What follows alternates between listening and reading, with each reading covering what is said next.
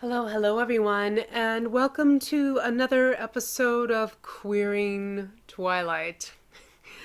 The series where I have taken Twilight and have attempted to fix it in its infinite problems, and I hope I'm doing a good job.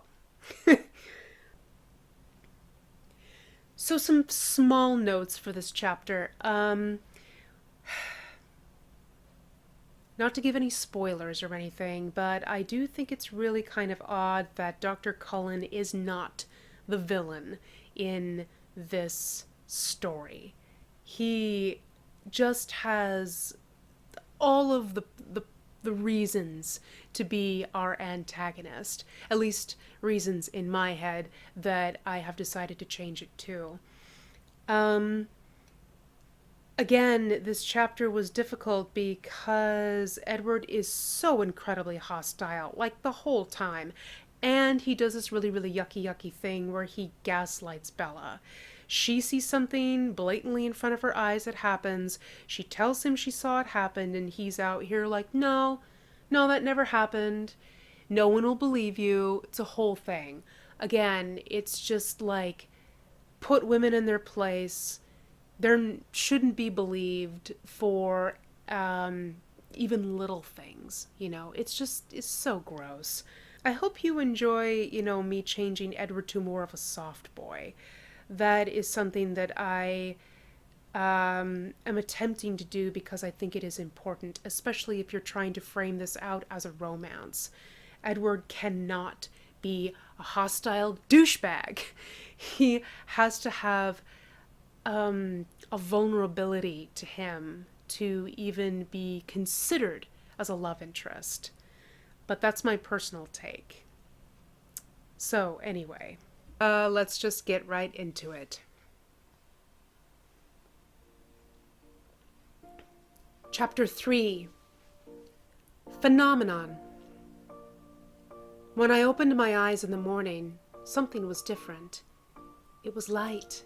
It was still the gray-green light of a cloudy day in the forest, but it was clearer somehow. I realized there was no fog veiling my window. I jumped up to look outside, and then groaned in horror. A fine layer of snow covered the yard, dusted the top of my truck, and whitened the road. But that wasn't the worst part. All the rain from yesterday had frozen solid, coating the needles on the trees in fantastic patterns, and making the driveway a deadly ice slick. This was going to be miserable to drive in. Charlie had left for work before I got downstairs. In a lot of ways, living with Charlie was like having my own place, and I found myself reveling in it instead of feeling lonely. I threw down a quick bowl of cereal and some orange juice from the carton. I felt excited to go to school, and that felt weird. I knew it wasn't the stimulating learning environment I was anticipating. If I was being honest with myself, I knew I was eager to get to school because I would see Edward Cullen, and that was very odd. I should be avoiding him entirely after my brainless babbling yesterday, but when I pictured his perfect face, I felt a little jolt of curiosity. I was well aware that my league and his league were spheres that did not touch, so I shouldn't be at all anxious to see him today. As I munched on a piece of toast and put on my coat, I thought about Mike and Eric and how best to deal with the advances I had been receiving from both. Perhaps it was because I was a novelty here, where novelties were few and far between. Possibly my lack of prowess at sports was seen as endearing rather than pathetic, casting me as a damsel in distress, a position I didn't much care for. Whatever the reason, Mike's baffling jealousy and Eric's apparent rivalry with him were disconcerting. The thought of it made me wish I had my old school bullies back, or at the very least the novelty of being ignored. Driving to school, it took every ounce of my concentration to make it down the icy driveway without sliding all over the place. Clearly, today was going to be a nightmare, although my truck seemed to have no problem with the black ice that covered the roads, despite my misgivings. I drove very slowly, not wanting to carve a path of destruction through Main Street. When I got out of the truck at school, I saw why I had so little trouble. Something silver caught my eye, and I carefully walked to the back of the truck to examine my tires. There were thin chains crisscrossed in diamond shapes across them. Charlie had gotten up who knows how early to put snow chains on my truck. My throat suddenly felt tight. Charlie's unspoken concern caught me by surprise. I was standing by the back corner of the truck, struggling to fight back the sudden wave of emotion the snow chains had brought on, when I heard an odd sound.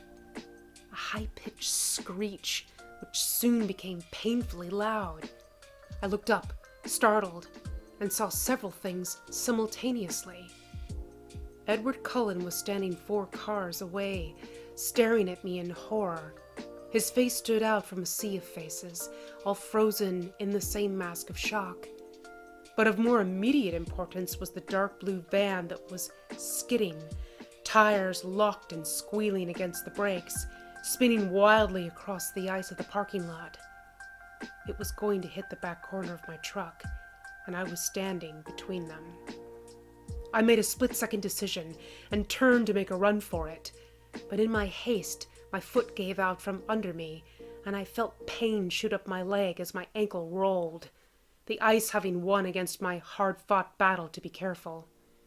I squeezed my eyes shut, anticipating the painful impact, when suddenly I heard the sickening crunch of something, and I opened my eyes to see 2 long white hands, and the van shuddering to a stop a foot from my face, the large hands fitting proverbially into a deep dent in the side of the van's body. A groaning metallic thud hurt my ears, and the van settled, glass popping, onto the asphalt, exactly where, a second ago, I would have been crushed between my truck and the van. It was absolutely silent for 1 long second, before the screaming began. In the abrupt bedlam, I could hear more than one person shouting, but more clearly than all the yelling, I could hear Edward Cullen's low, frantic voice in my ear. "Are you all right?" "I'm fine." My voice sounded strange. I tried to move and winced. I'd forgotten about my twisted ankle. "You're hurt," he said. It wasn't a question. He had seen my face. "My ankle's twisted," I said, and grimaced. "That's what I thought." "How in the—" I trailed off, trying to clear my head, get my bearings. "How did you get over here so fast?" "I was standing right next to you, Bella," he said, his tone casual. "You were over there," I said firmly. "You were by your car." His expression became nervous. "No, I wasn't." "I saw you." I knew I was being obstinate, but held on to our argument. I was right, and he was going to admit it.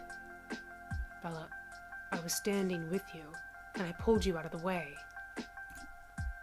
"No." I set my jaw. The gold in his eyes blazed. "Please, Bella." I looked at his concerned, innocent expression, and was again disoriented by the force of his gold-colored eyes. What had I been asking him? And then they found us, a crowd of people shouting at each other, shouting at us. "Don't move," someone instructed. "Get Tyler out of the van," someone else shouted. There was a flurry of activity around us. I tried to maneuver away from the van, but Edward laid one cold hand on my shoulder. "Just stay put for now." "When it's cold," I complained. It surprised me when he chuckled under his breath. All around us was chaos. I could hear the gruffer voices of adults arriving on the scene, and somewhere far off, a siren was blaring. It took 6 EMTs and 2 teachers, Mr. Varner and Coach Clapp, to shift the van far enough away from us to bring the stretchers in. Edward vehemently refused his, and I thought about trying to do the same, then realized that limping would be a dead giveaway.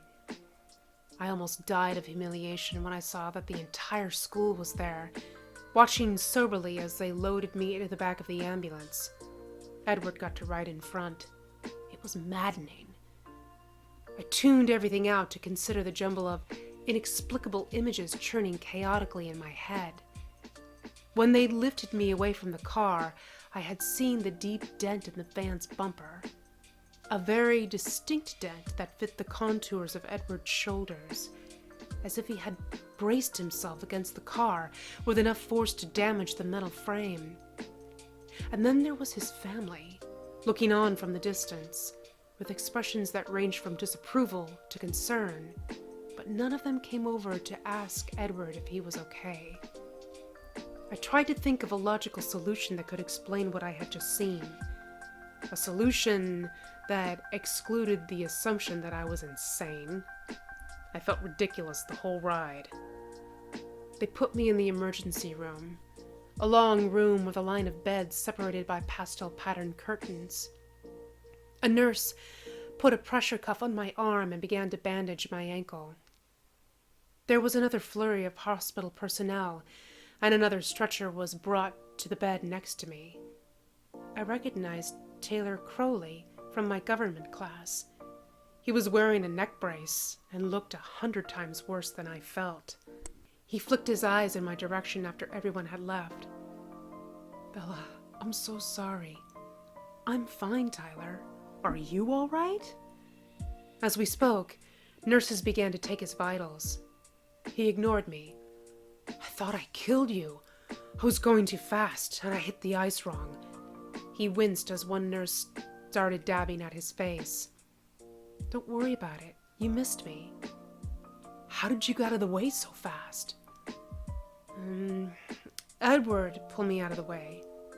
He looked confused. "What?" "Edward. He was standing next to me." I'd always been a terrible liar. I didn't sound convincing at all. "Cullen?" "I didn't see him." "Wow. It was all so fast, I guess. Is he okay?" "I think so. He's here somewhere, but they didn't make him use a stretcher." I knew I wasn't crazy. What had happened? There was no way to explain away what I'd seen. They wheeled me away then to x-ray my ankle. A small sprain, but nothing serious. I asked if I could leave, but the nurse said I had to talk to the doctor first. So I was trapped in the ER, waiting. Bored, I closed my eyes to perhaps get some sleep when I heard a musical voice ask, "Is she sleeping?" My eyes flew open. Edward was standing at the foot of my bed, smiling softly. "Hey, Edward," Tyler began. "I'm really sorry." Edward lifted a hand to stop him. "No blood, no foul," he said softly, then moved to sit on the edge of Tyler's bed, facing me. "So, what's the verdict?" he asked me. "A sprained ankle, but they won't let me go," I complained, then eyed him suspiciously. "How come you aren't strapped to a gurney like the rest of us?" In answer, he merely shifted uncomfortably in his seat. I opened my mouth to ask follow-up questions when the doctor walked around the corner, and my heart stopped.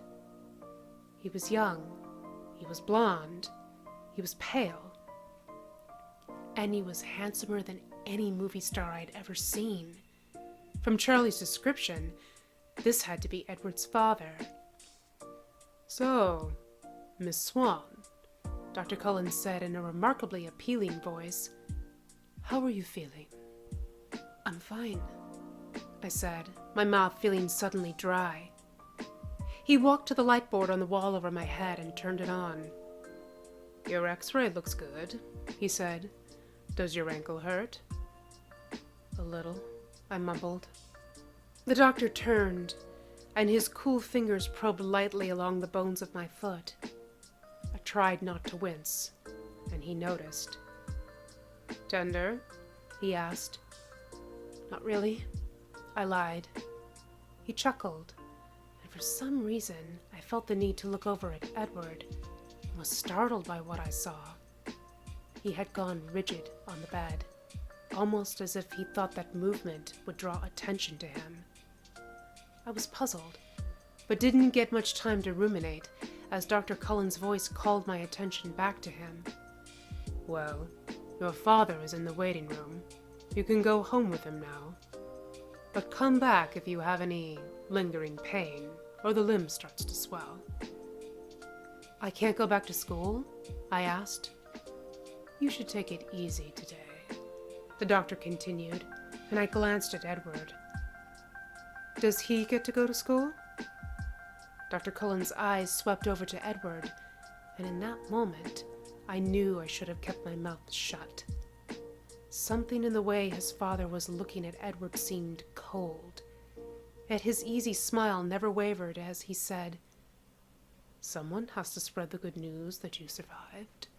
And since most of the school seems to be in the waiting room... Oh no, I moaned, covering my face with my hands. Dr. Cullen raised his eyebrows. I take it you would rather stay, then? No, I insisted, throwing my legs over the side of the bed and standing up quickly. Too quickly. I staggered, and Dr. Cullen caught me. He looked so deep into my eyes as he studied me. I felt an involuntary shudder trace an electrical shock down my spine. I'm fine, I said to him again, my voice strangely hoarse. Take some Tylenol for the pain, he suggested. Doesn't hurt that bad, I insisted, eager to be away from him. Well, I hope it continues to stay that way, Dr. Cullen said, smiling as he signed my chart with a flourish. Then he looked away at Tyler and walked closer to the next bed. I'm afraid that you'll have to stay with us just a little bit longer, he said to the boy in the bed, and began checking his head. As soon as the doctor's back was turned, I moved to Edward's side. Are you all right? I breathed, noticing that he hadn't moved since the doctor came in. He looked at me sideways, but made no move to get up. His jaw suddenly clenched. Your father is waiting for you, he said quietly through his teeth. I glanced at Dr. Cullen and Tyler. I could use some help getting down the hall, and I'd like your help if you don't mind, I pressed. His eyes flicked to Dr. Cullen before he nodded, then stood up and took my arm. We walked as fast as we dared down the corridor, Edward's grip on me steady, but I could feel the strength in his hands. Maybe he really was strong enough to stop a metal van on his own. After all, I'd heard of mothers being able to save their children through pure adrenaline in times of danger. As soon as we turned the corner into the short hallway, he spun around to face me. Do you think you can make it the rest of the way on your own? He asked, sounding almost desperate. Think so, I said, then added, I still would like to know how you managed to get over to my side without sustaining any injuries. Instead of arguing with me like before, Edward's shoulders slumped. He looked defeated. What do you want from me, Bella? I would like to know the truth, I said. He stared at me for a moment, his gold-eyed gaze pressing itself into the back of my skull. My head swam for a moment. What do you think happened today? He asked softly. I blinked, then said, All I know is that you weren't anywhere near me. Tyler didn't see you either, and the van was going to crush me, and it didn't.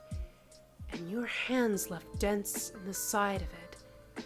You're not hurt at all. I could hear how bizarre it sounded, and couldn't continue. He was staring at me incredulously, but his face was tense, almost pained. You think I lifted the van off you? His tone was misdirective, but it only made me more suspicious. No, I don't think you lifted the van off me. I think you stopped the van with your bare hands. Nobody will believe that, you know. His voice held an edge to it now, almost as if he were talking to himself then to me. I'm not going to tell anybody. I said each word slowly, making sure he heard each syllable. Surprise flitted across his face. Then why does it matter? It matters to me, I insisted. Can't you just forget you saw anything? I can't do that, I said. We stared at each other in silence. I was the first to speak, trying to keep myself focused. I was in danger of being distracted by his glorious eyes. It was like trying to stare down an archangel. When you decide to tell me the truth, I promise that whatever it is, I won't tell anyone. He paused, and for a brief moment, his stunning face was unexpectedly vulnerable. You would do that for me? He whispered. Why? Because I know what it's like to keep a secret, I admitted. Trust me, I'm good at keeping people's secrets safe. And then I turned my back on him and walked away. I didn't know what else to do. Clearly he wasn't up for talking at this moment, so the best thing I could do was wait and see if he eventually would.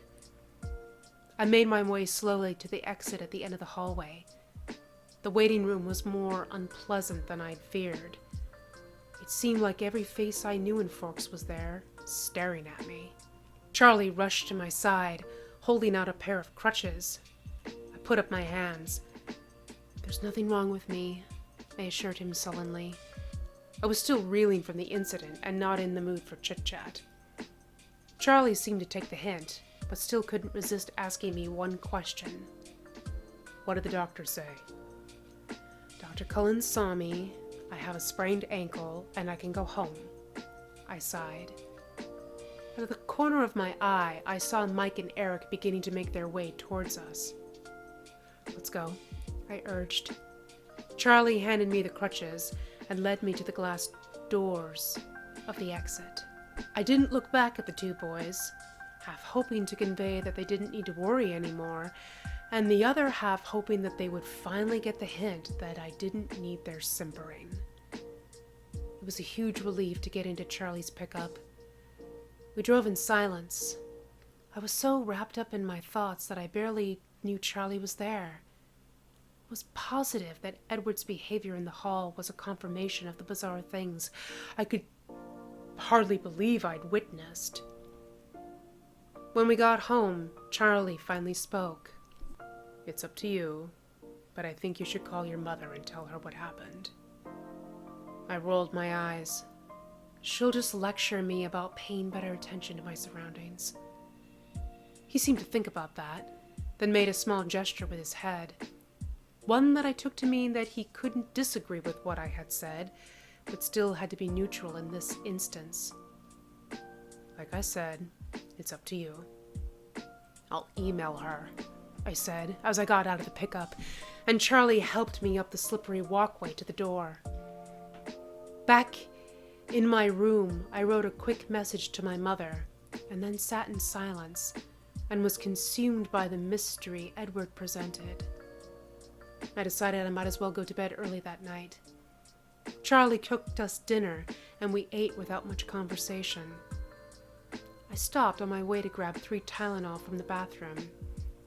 They did help, and as the pain in my ankle eased, I drifted to sleep. That was the first night I dreamed of Edward Cullen.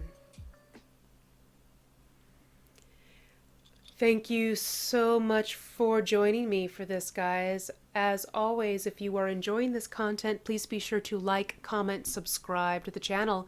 And if you are interested in supporting me monetarily, I do have a Patreon and a Ko-fi. Both are linked in my About page or description here on YouTube. My Patreon has my personal writings on it and all of my spicy artwork for those of you that are interested. And yes, thank you once again, and I will see you all in the next one. Good night.